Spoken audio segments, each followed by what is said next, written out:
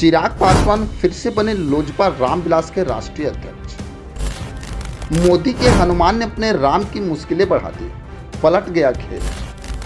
आने वाले विधानसभा चुनाव के लिए चिराग पासवान ने कर दिया बड़ा खेल। देश की राजनीति में लगातार शह और मात का खेल जारी है, लेकिन चिराग पासवान एक बार फिर से चर्चा में आ गए हैं। कभी प्रधानमंत्री मोदी के हनुमान कहे जाने वाले चिराग पासवान अपने राम को लगातार झटके पे झटका दे रहे हैं, लेकिन उनके राम यानी प्रधानमंत्री मोदी चुप क्यों बैठे हैं?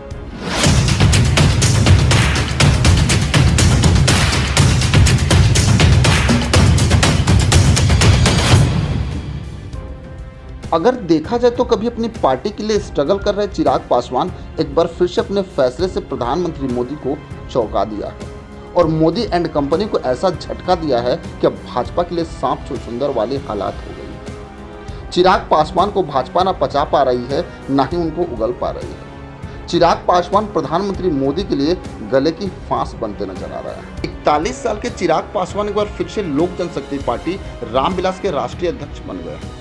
इस मौके पर उन्होंने कहा कि मुझे 5 साल के लिए दोबारा चुना गया।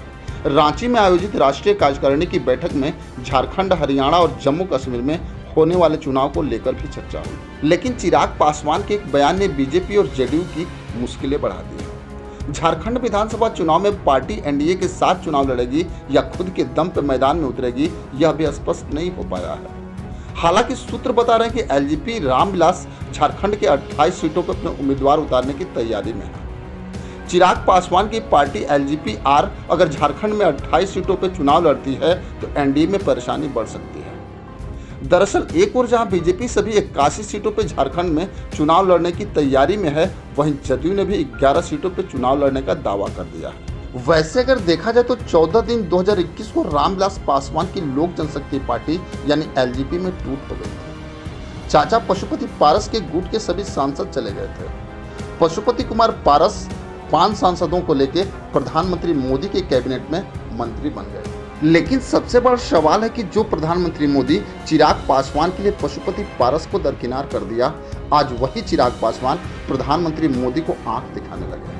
अगर देखा जाए तो चिराग पासवान मोदी मंत्रिमंडल का सदस्य होकर भी सरकार के फैसले का लगातार विरोध कर रहे हैं। उस मोदी का जिन्होंने अपने दुर्दिन में भी हनुमान बताते थकते नहीं थे। मोदी ने इस अतिशय प्रेम का प्रतिदान भी दिया।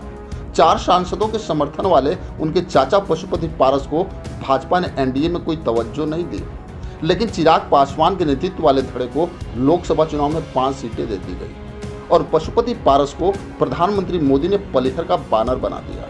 लेकिन चिराग पासवान ने झारखंड विधानसभा चुनाव में अपनी दावेदारी ठोंक के प्रधानमंत्री मोदी की मुश्किलें बढ़ा दी हैं। खैर देखते हैं कि इस पे प्रधानमंत्री मोदी क्या एक्शन लेते हैं।